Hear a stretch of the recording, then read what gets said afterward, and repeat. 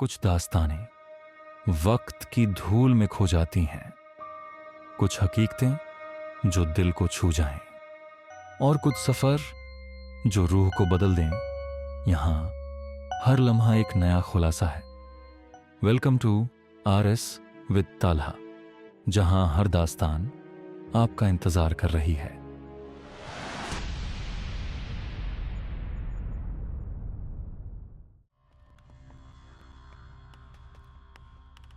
ये वही था जो टॉर्च के बिना था, और फिर टॉर्च वाला तेजी से आगे बढ़ने लगा, जबकि दूसरा सिपाही वहीं रुक गया।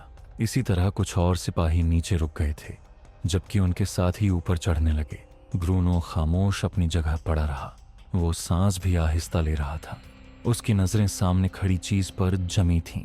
जब उसे यकीन हो गया कि ऊपर चढ़ने वाले सिपाही काफी फासला तय कर चुके हैं, तो उसने एक्शन में आने का फैसला कर लिया, और अगले ही लम्हे वो अचानक किसी चीते की तरह उछलकर सामने खड़े सिपाही पर झपटा और बिजली की सी तेजी से सिपाही को साथ लिए फिर झाड़ी में जा गिरा। सिपाही ने तेजी से अपने आप को छुड़ाने की कोशिश की, लेकिन ब्रूनो ने ऐसी छलांग लगाई कि उसका एक हाथ सिपाही के मुंह पर जमा हुआ था, जबकि दूसरा उसने उसकी गर्दन के चारों तरफ घुमाकर अपने जिस्म के नीचे जकड़ा हुआ था।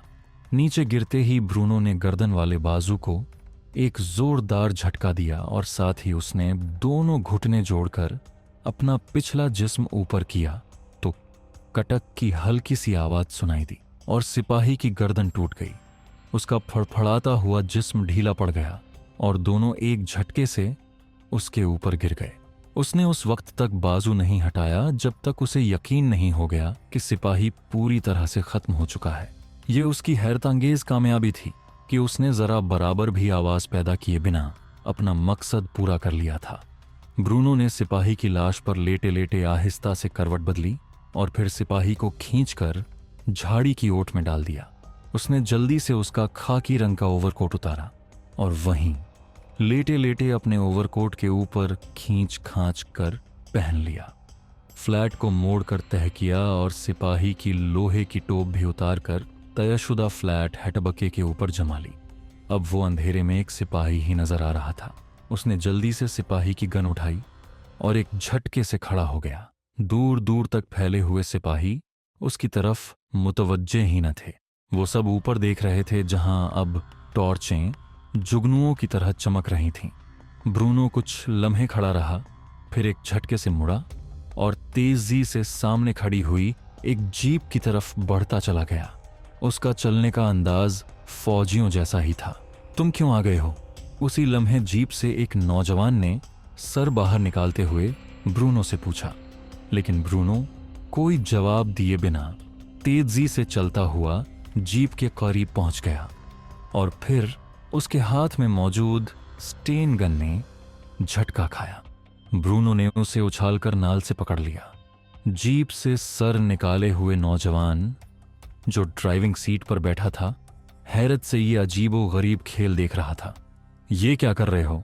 नौजवान ने हैरत भरे अंदाज में कहा, लेकिन दूसरे ही लम्हे उसके हलक से हल्की सी चीख निकली और स्टेन गन का बट पूरी कहुवत से उसकी खोपड़ी पर पड़ा। उसका आधा जिस्म जीप से बाहर लटक गया। ब्रूनो ने बिजली की सी तेजी से उसे खींचकर बाहर निकाला और फिर उछलकर जीप पर चढ़ बैठा। क्या हो रहा है? क्यों हुआ अकबर? अचानक इर्द गिर्द वाली जीपों से आवाजें आने लगीं। शायद उन जीपों में मौजूद ड्राइवर्स धमाका और चीख की आवाज सुनकर ड्राइवर को पुकार रहे थे। लेकिन ब्रूनो ने जीप में बैठते ही इग्निशन ऑन किया और अगले ही लम्हे जीप तेजी से पीछे हुई और फिर उसके टायरों ने चीखते हुए मोड़ काटा और उड़ाते हुए मैदानों में दौड़ चली। ब्रूनो बड़े मुतमिन अंदाज में जीप भगाए जा रहा था। साइड मिरर पर उसकी निगाहें जमी हुई थीं। थोड़ी दूर आने के बाद ही उसने जीपों को मुड़ते और अपने पीछे आते देखा तो उसके लबों पर एक तल्ख सी मुस्कुराहट उभर आई। उसने एक्सीलरेटर को पूरी कुव्वत से दबाया और ताकतवर इंजन वाली जीप इंतहाई रफ्तार से दौड़ने लगी। स्टेन गन ब्रूनो ने अपनी झोली में तिरछी करके रखी हुई थी।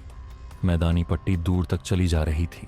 पीछे आने वाली जीपों के हेडलाइट अब रोशन हो गए थे और वो लम्हा बेलम्हा करीब आते जा रहे थे। ब्रूनो समझ गया कि अब वो हर सूरत में उसे घेरने पर तुल गए हैं और ये भी हो सकता है कि उनके इंजन ज्यादा ताकतवर हों। बहरहाल फासला अब घटता जा रहा था और उसके पीछे 10 के करीब जीपें थीं। ब्रूनो जीप चलाते हुए उन पर फायर भी नहीं खोल सकता था, जबकि वो उसके पिछले टायर आसानी से बर्स्ट कर सकते थे। इसलिए ब्रूनो ने फौरन ही उनसे निपटने के लिए एक और तजवीज सोची और उसने जीप की रफ्तार एकदम कम कर दी और साथ ही वो इंजन को झटके देने लगा, जैसे अचानक इंजन में खराबी पैदा हो गई हो। ब्रूनो ने कोट उतारा और फिर वो तेजी से आगे की तरफ दौड़ने लगा। स्टेन गन अभी तक उसके हाथ में थी। उसने स्टेन गन वाला हाथ छोड़ते ही वही हाथ गोद में मौजूद स्टेन गन पर जमा दिया था, इसलिए वो स्टेन गन समेत ही बाहर आ गिरा। स्टेन गन उठाए वो किसी जंगली खरगोश की तरह आगे दौड़ता चला गया। उसे मालूम था कि जल्द ही फौजियों को उसकी अदम मौजूदगी का एहसास हो जाएगा और उसके बाद वो इस जजीरे को घेर लेंगे। इसलिए वो जितना हो सकता था उनसे ज्यादा फासला तय कर लेना चाहता था। जजीरे का इख्तिताम हुआ तो उसने शहर की रोशनियां अपने बिल्कुल करीब देखीं और वो तेजी से दौड़ता चला गया। थोड़ी देर बाद वो एक रिहायशी कॉलोनी में दाखिल हो चुका था। उसी लम्हे उसे अपने पीछे दौड़ते हुए कदमों की आवाजें सुनाई दीं और ब्रूनो समझ गया कि फौजी उसका पीछा करते हुए आ रहे हैं और जल्द ही वो कॉलोनी में पहुंच जाएंगे। कॉलोनी की सड़कें सुनसान पड़ी हुई थीं और ब्रूनो आवाजें सुनते ही तेजी से उछला और फिर करीब की कोठी की छोटी सी दीवार फांदता हुआ अंदर जा गिरा। मगर उसी वक्त किसी खौफनाक कुत्ते की आवाज सुनाई थी और फिर एक साया किसी कोने से उछलकर उस पर आ गिरा।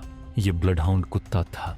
उसने ब्रूनो की गर्दन पर दांत जमाने की कोशिश की थी, लेकिन ब्रूनो अचानक हमले की वजह से नीचे गिरते ही पलटा। अगले ही लम्हे उसने ब्लडहाउंड को अपने मजबूत हाथों में जकड़ लिया और पलक झपकते ही उसका भी वही हाल कर दिया जो पहले उस सिपाही का कर चुका था। ये शायद उसका खास दांव था और इस दांव में वो काफी माहिर था, इसलिए खौफनाक कुत्ता भी पलक झपकते ही उसके दांव का शिकार हो गया था। वरना जाहिर है उस नस्ल के कुत्ते तो अच्छों के काबू में नहीं आते। इसी लम्हे कोठी की बत्तियां एकदम जल उठीं। क्या बात है टाइगर, क्या है?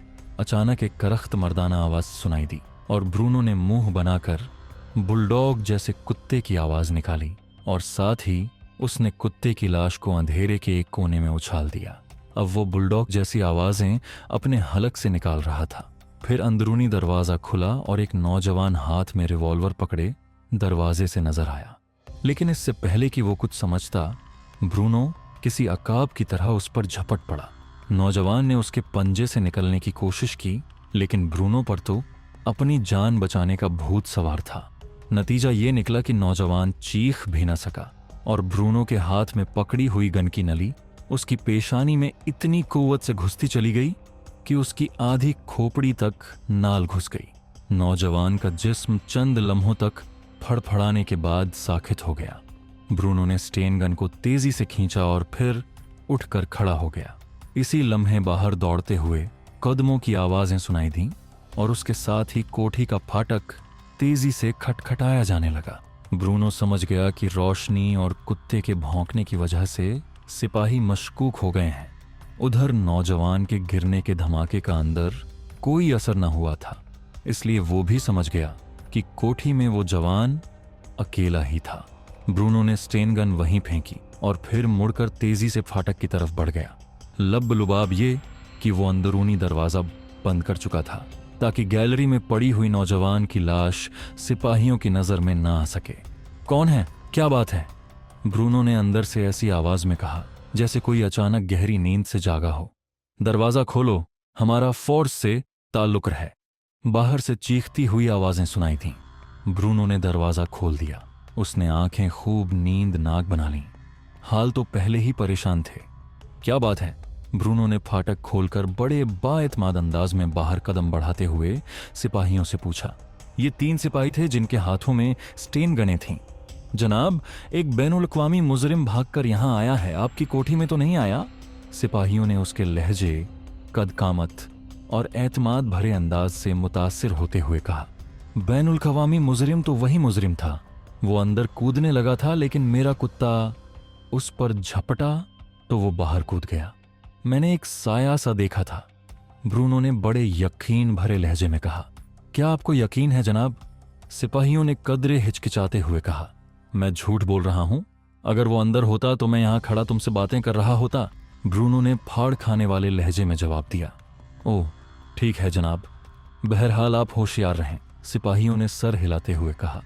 और फिर वो तेजी से आगे दौड़ने लगे। ब्रूनो ने मुस्कुराते हुए फाटक बंद कर दिया। उसकी जहानत और खुद एतमादी ने सिपाहियों को धोखा दे दिया था। उसने खतरनाक दांव इस उम्मीद पर खेला था कि सिपाहियों ने इससे पहले उसे वाजह तौर पर देखा न हुआ था। बहरहाल वो उन्हें धोखा देने में कामयाब हो गया था। हालांकि अगर सिपाही जरा भी अक्ल इस्तेमाल करते तो वो यकीनन उस पर मशकूक हो जाते कि नींद से उठकर आने वाला आदमी किस तरह मुकम्मल लिबास में बाहर आ सकता है। उसे तो स्लीपिंग सूट में या ज्यादा से ज्यादा स्लीपिंग गाउन में होना चाहिए था। लेकिन जाहिर है कि एक तो वो आम से सिपाही थे, और फिर ऐसे हालात में जबकि उन्हें मुजरिम के निकल जाने का खतरा हो, इतनी बारीक बातों का ख्याल कहाँ आ सकता था। ब्रूनो तेजी से वापस मुड़ा और अंदरूनी दरवाजा खोलकर गैलरी के अंदर आ गया। नौजवान की भयानक लाश उसी तरह बरामदे में पड़ी हुई थी। उसकी पेशानी में सुराख था जिससे खून निकलकर लुथड़ों की सूरत में जम गया था। शुक्रिया नौजवान, तुमने अपनी जान देकर मेरी जान बचा ली। ब्रूनो ने बड़े मुतमिन अंदाज में एक तरफ पड़ी हुई अपनी स्टेन गन उठाई और उसकी खून में लुथड़ी हुई आधी नाल को उसने नौजवान की स्लीपिंग गाउन से साफ करना शुरू कर दिया। उसके बाद दरवाजा बंद करके वो तेजी से अंदर की तरफ बढ़ा। लेकिन